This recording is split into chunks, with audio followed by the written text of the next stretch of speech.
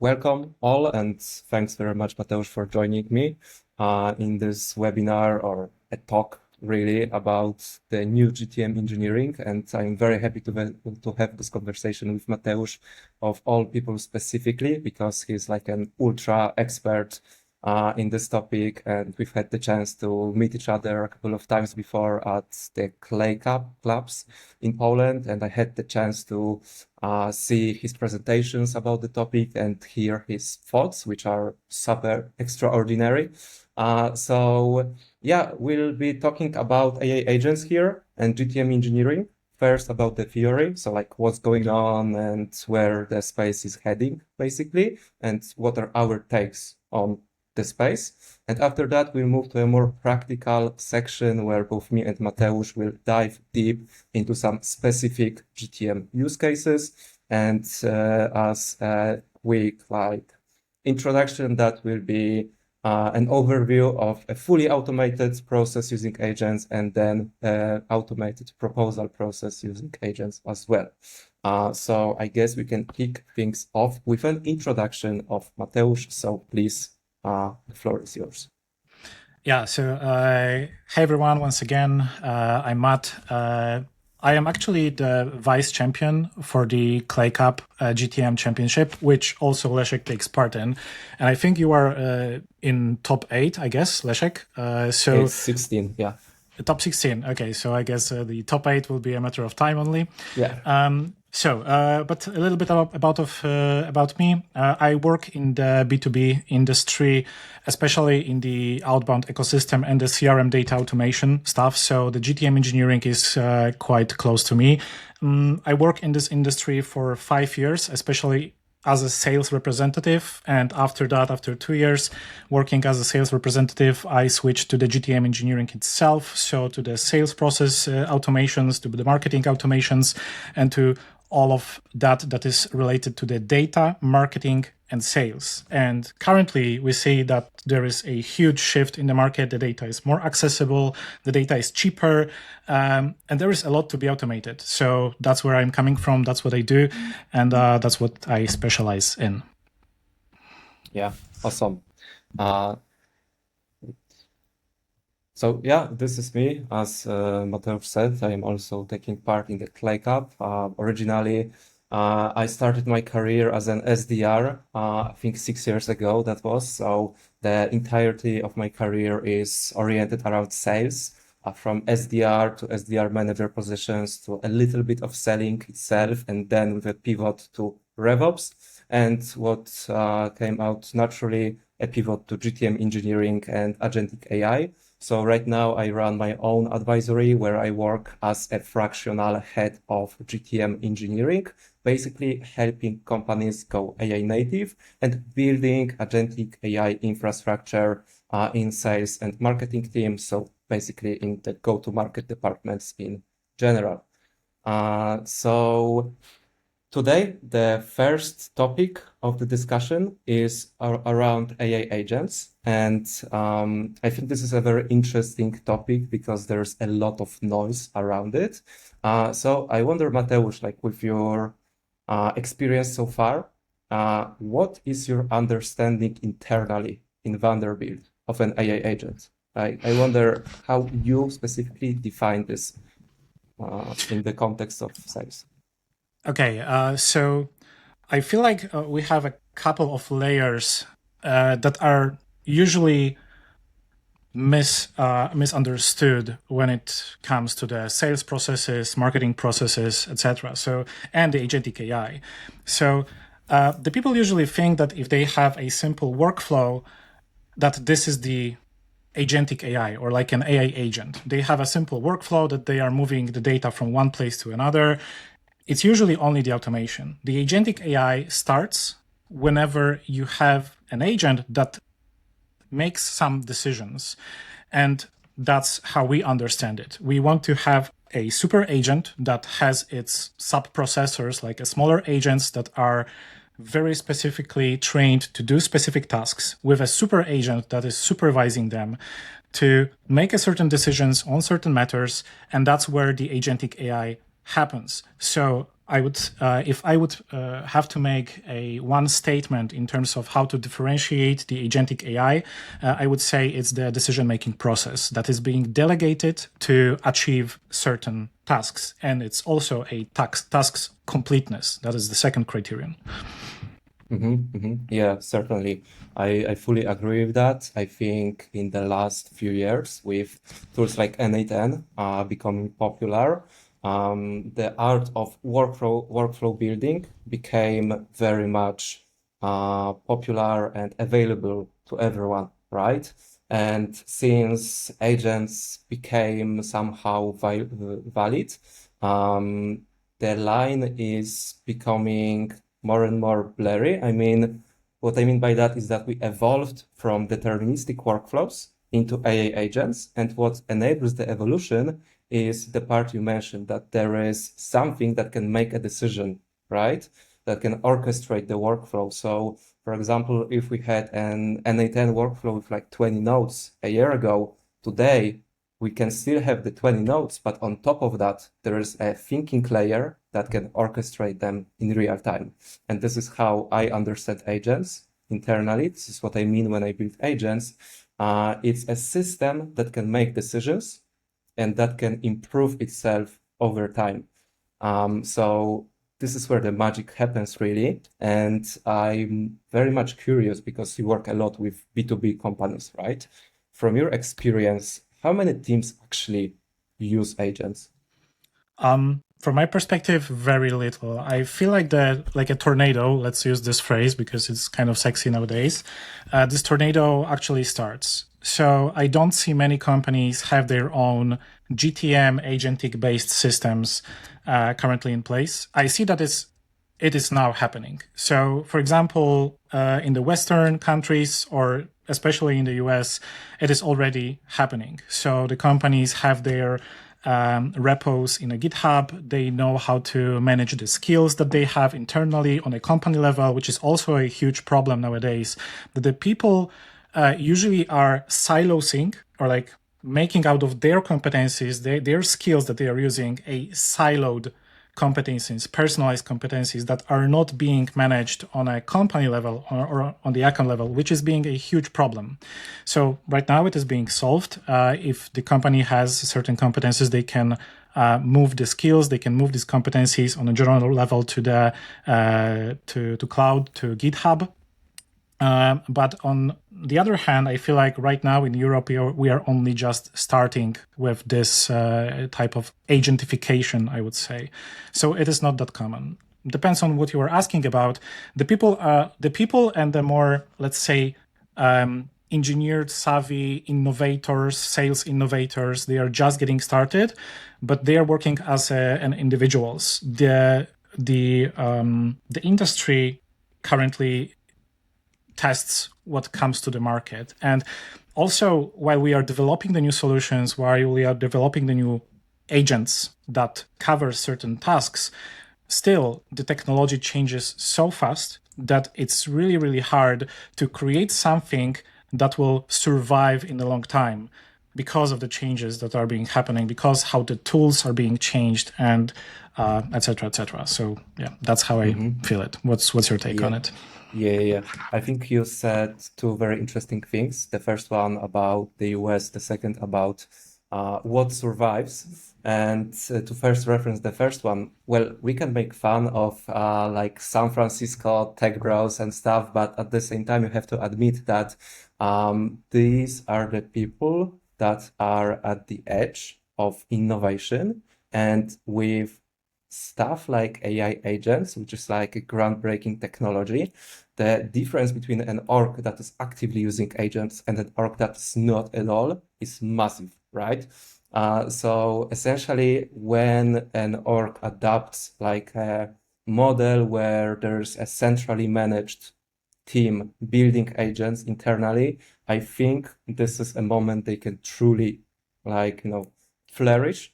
And in my opinion, for the long term, every major organization or every organization that is professional will have such a team internally. So instead of building in silos, as you said, there will be a team depends how large on the organization, because this can even be like a one person, right? That is working closely with each department, with marketing, with sales, with CX, and helping them automate their processes. So basically taking their domain knowledge and combining it with technology as well. I think we all know that basic AI can be terrible, right? If you don't provide it with proper context, the answers will be a mess. So that's why you cannot really rely on either a specialized team to build AI on its own or the end users to build AI on its own, because neither have the full that is necessary, which means both knowledge how to build agents and the domain knowledge where the agents are built. So coming to the second thing you said about what survives, I think this is what is going to survive. And what I mean by it is, context. So the domain context we can gather and the infrastructure we build for our agents, because the models can get better. Like yesterday, Anthropic released a new model, right? Perfect. It's better at every task. In a month, OpenAI will release a new model. Great, which will be even better. And in a year from now on, the models that we will have will be so good that all the struggles we have today will be non-existent, right? So how can you prepare? Well, you can build solid context, you can build solid infrastructure. So yeah, this is what I think about it, and I agree that very little teams do it today. And I think this is because the technology is so fresh, right? Yeah, actually, one thing that I will add, and I feel like this is very, very important. Why small teams will have a huge advantage, because they can move a lot faster in this highly changing world that we currently have. So, for the huge organization to gather a lot of knowledge, to put it in one place, to create a certain infrastructure that will handle it and that will update it on a recurring basis, that will take weeks, months, maybe years even, depending on how big the organization is. For the small teams that can operate very quickly, I feel like there will be either a huge organization in space, or there will be a very small teams that can handle the work of a couple of people, other people that would, it would take that in the past. So that's one thing. But that's what you said. The stuff that matters is the competencies. The AI without the competencies, without our input, is basically a tool that basically outputs text or handles some tools, but without the context, they don't know what to do with it.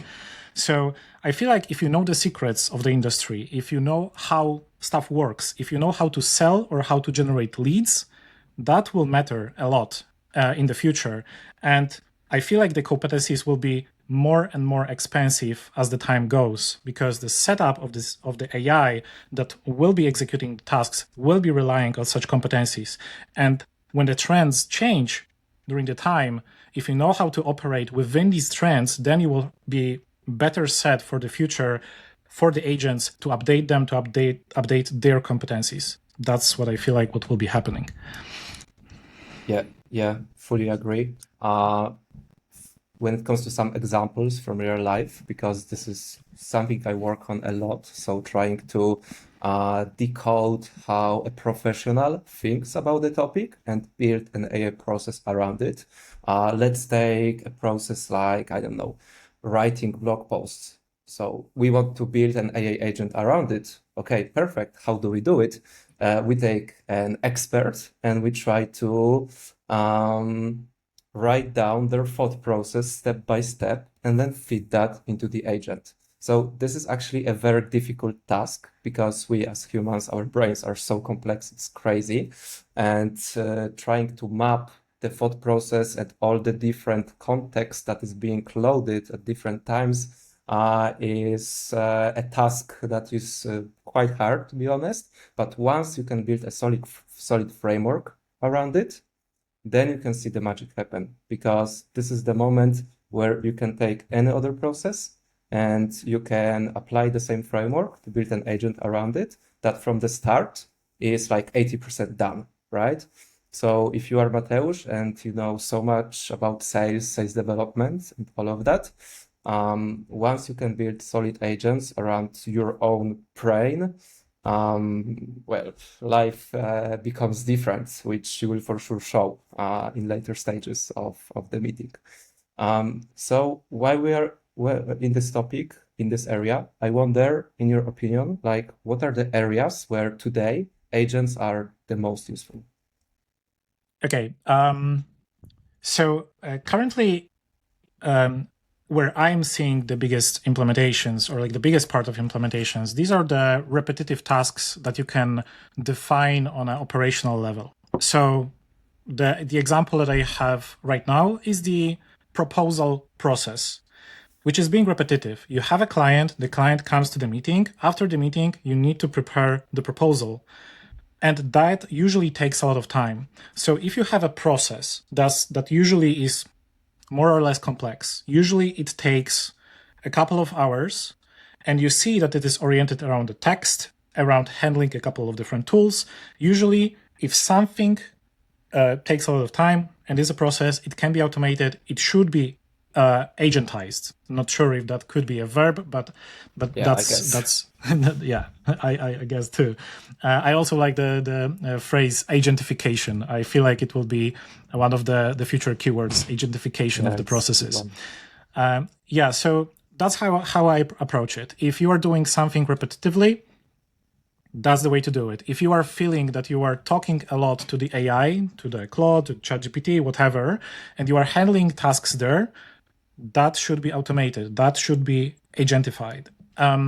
If you are doing a lot of copy, also. So if you are writing a lot, if you are outputting a lot of text, if you want it to be in a like a if you want it to be if you want it to be done in a very quality way.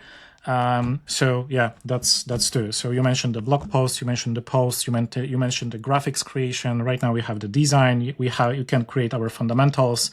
We can output it. Usually it would take a designer 1 or 2 days to deliver like a very good graphic for the post. Right now it takes, I don't know, like 5 to 30 minutes depending on the complexity, because you can have it outputted as a Python, as a code. So that's how you do it.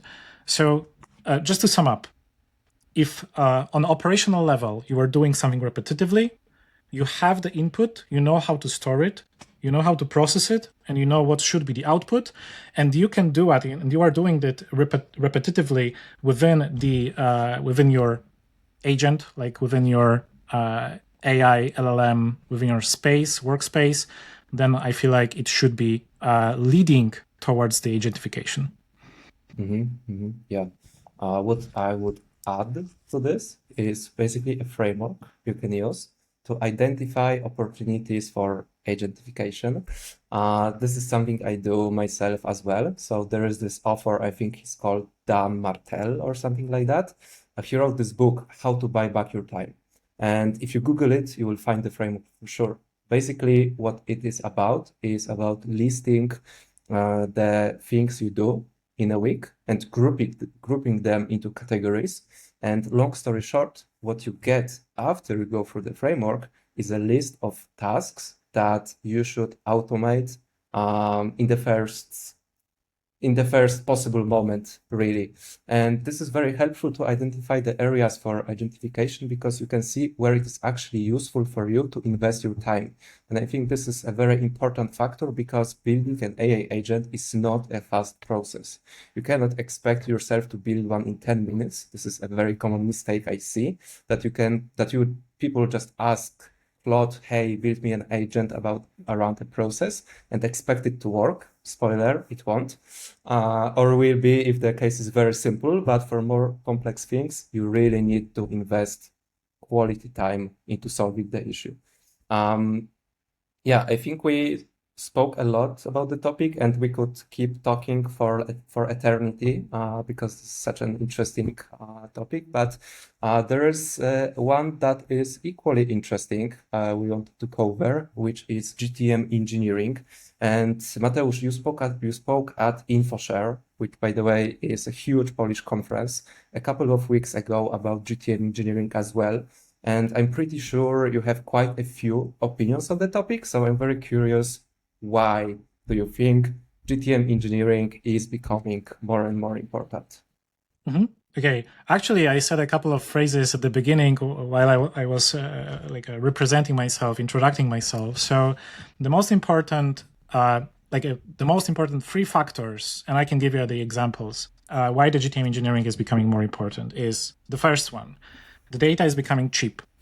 The cost of acquisition for a certain data endpoints, I'm not talking about a lot of about every of them, but let's say a person, email, and a phone number. The cost of this data currently is 20 times less than it was around, let's say, 5 to 7 years ago, I feel like. And we only see that it is, catching more and more wind. So it's changing way, way faster. We are getting cheaper data. We are getting access to a lot of different data endpoints. The signals came in, I feel like, around 2021, 2022, somewhere around this date. So we have more data, we have cheaper data, and we need to be able to correlate this data, to contextualize it. Because what happens when we have a lot of data and when it's cheap? Usually the saturation in the market increases. So what you need to do then, you basically need to be able to differentiate yourself from the noise and from the people that are doing stuff repetitively and on a scale without the relevance, without the personalization, without the visibility, without the education of the market. So for that, you need to have someone that understands how to correlate this data, how to orchestrate it in a way that it can be analyzed, qualified, segmented, and then activated, maybe analyzed in a more semantic, contextualized way of how the signals work, how the signals correlate with the behavior of certain persona, and then activated. And that's what GTM engineering is becoming. And I feel like it's the only second stage, because GTM engineering started, I feel like, as a trend from Clay. We had workflows, we had more or less workflows. Then we get more data, so we are orchestrating it. It's a matter of data orchestration. I feel like that's the keyword that is currently being the most trendy. And then we'll have the agentic AI. And I feel like GTM engineering and the GTM engineer itself will be the person that will be like a agent's shepherd in an organization. So the GTM engineer will be the person that will be responsible for the competencies that are being stored in silos, in a GitHub.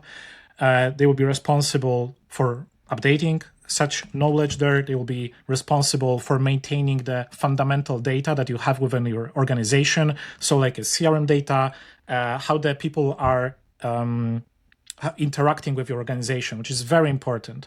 The best and the most important data that you have within your organization and how you convert usually is via referrals and via network.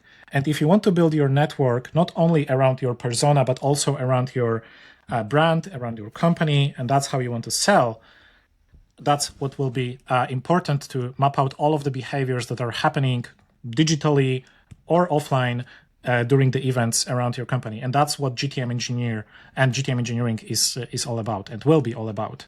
So, yeah, that sounds solid. I feel like this space is becoming so specialized over time, right? When I first started, like 5 years ago or 6 years ago, sales development was done using spreadsheets and manually written templates.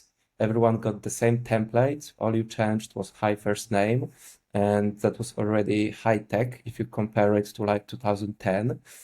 We used like one email sequencer and sent 50 emails a day, and our KPIs were to target like 100 net new people per week, right? When today you can target 100,000 in a week if you have a skilled Clay operator.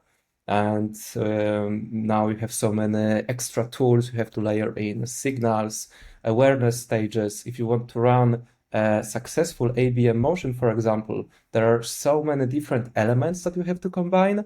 And that's honestly reading some of the GTM engineering job offers right now. I cannot wrap my head around it. I couldn't do all of the responsibilities and I think I'm quite experienced with GTM engineering, right? So I feel like there is also a lot of misunderstanding on the market, like what GTM engineering actually is, or maybe not even misunderstanding, but rather many people define the same title in different ways. So, they try to squeeze in all the different things into this one little phrase, which I sometimes find confusing, but nevertheless. Are you a clay believer, Mateusz, or not anymore? Actually, I would say I had mixed feelings because of their decision and changing all the pricing. But right now, I see that they did a good job in creating their own niche because they are acting on the CRM data. They want to be the data orchestrators. They want to be a certain layer above the CRMs that gives you a full management power over your data, which you cannot have using the agents. So I feel like the companies that would still like to have a very hard workflows to manage their data processes, to know where they are going, to know how this data is being analyzed, etc. So I feel like Clay is still there and has a very strong position, especially for the enterprise level companies. I believe in Clay still, even though I feel like they changed a lot and a lot of people are upset. But still, I feel like I am a Clay believer, and they created their own niche that will be used, and also is agents enabled, I would say, because they created this MCP functions access too. So that's the first one. In short, yes. I feel like. Yeah. I also feel like Clay is a great tool still. I mean, it's very clear right now that it's a tool for enterprise companies, as you said, companies requiring more predictable processes, and in more developed organizations, the role of a GTM engineer slash RevOps is basically making sure that things are scalable and trailable. So you cannot really vibe code a pipeline with Cloud Code and trigger dev. I can assure you that because I do it, building a pipeline that is reliable using Cloud Code is a crazy difficult task. And Clay is a great tool that basically can accomplish the same 10 times faster. So if cost is not an issue for you, then Clay is a great platform, basically. And what they did with ClayGen, with all the data connectors, that's just insane. And as you said, like they shaped their own category. So I think this is a great case study, right, of how a tool can bang their way into the market. Yeah, I feel like they tested a lot of their sales thesis, I feel like. So they found their product market fit, and they wanted to double down on the, let's say, fraction of the market that gave them the most revenue. And right now there is also a trend which says a lot about the value-based pricing, right? And you want to squeeze this value, this usage-based pricing. And that's what they were going for, wanting to scale with the value that they provide to the very hugely like a volume-based processes that these enterprise companies have. Like, not to get me wrong, the Clay is still also a very good tool if you want to do also this smaller data orchestration stuff and tasks, but still they know what they're going for. So, yeah. Yeah, for sure. So before moving to the next phase, which will be a deep dive, I wanted to ask you one last question about GTM engineering. And that would be, if someone wanted to become a GTM engineer or upskill in GTM engineering, what do you think are the most important competencies? Okay. So actually two of them, or maybe three. So the first one is understanding, a very good understanding of on how the sales process looks like, and not about the automations that are happening around sales, but actually how the sales process looks like from the lead generation to the deals closing to the like an awareness spreading to offers, proposals sends. So if you have a very good understanding on how to generate a lead, how to push it down the funnel, how to convert it to the meeting, what happens, how many touch points you need to generate in order to convert someone, even to talk with you, and later on to send the proposal, send the contract, close them, and then have a, let's say, tools to upsell. That's the first competency that you should have. So you should be a person that understands sales and marketing processes well, because you will be the one responsible for connecting them. So that's the first. The second part would be the automation part. So I guess knowing all of the tools that are available in the market. And right now I feel like in the sales industry, there is 14,000 or even 15,000 different sales tools currently. So it's a very hard task, but there are categories of the tools. So you need to be able to understand what these can do and then act on them and how they connect with each other. And I feel like there are 3 levels of tools, for example, in sales: data orchestrators, CRM systems, and data activators. So if you know at least a couple of them and you tested them out, that's a good way to start the GTM engineering. And in terms of the skills, I feel like if you can be more tech savvy, or you can be more, let's say, strategist savvy. So I think of myself more about like a GTM strategist that understands how the GTM engineering works, and I can perform tasks. I can do the GTM engineering myself. But I guess, Leszek, you are more of a GTM engineer rather than the GTM strategist, but you can also understand very good how the processes look like, how to, generate leads, how to set up the processes. Not sure if that's the case, but that's how I picturize the differences. So there's also the connection between the actual competencies of the function and the technical stuff, the tools, the connections between it, and understanding how the data flow works. Yeah, for sure.